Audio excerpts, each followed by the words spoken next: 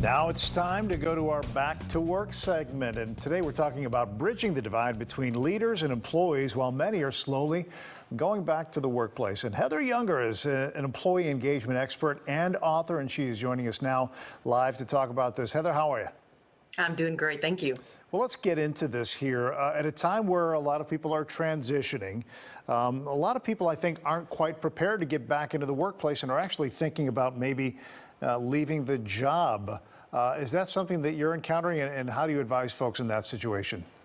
Yes, I'm hearing that a lot. Most of it is because they feel like they were productive, very productive at home. They're seeing that they could get more work done where they didn't think they could get work done before.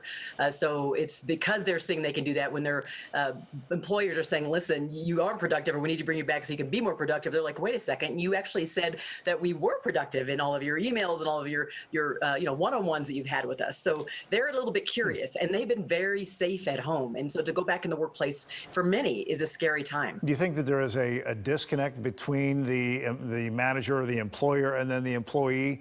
I mean, do they know, that those folks are thinking about leaving? What should they do?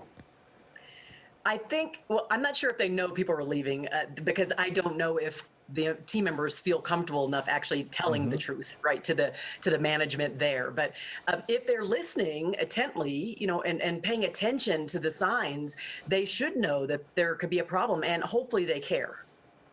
What advice would you give to the employer?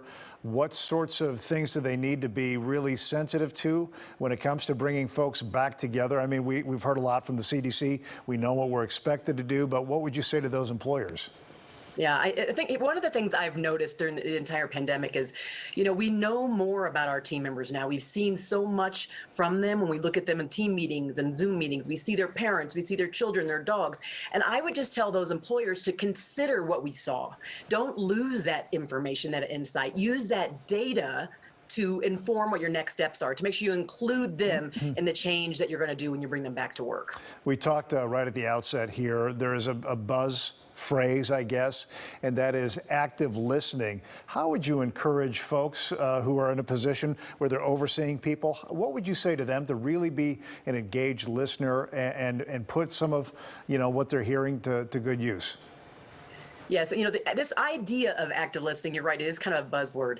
And sometimes listening is not always being quiet. Sometimes listening is asking the right questions. And so we may hear what they're saying, listen intently by leaning into them. But in the end, we want to make sure that we're asking questions and qualifying questions about what it is they're telling us so that we can make sure we're getting to the truth of the matter. Often what happens is we don't. We kind of leave what they say right there, and we're not getting all that we need. So that listening part, really being able to listen closely is critical.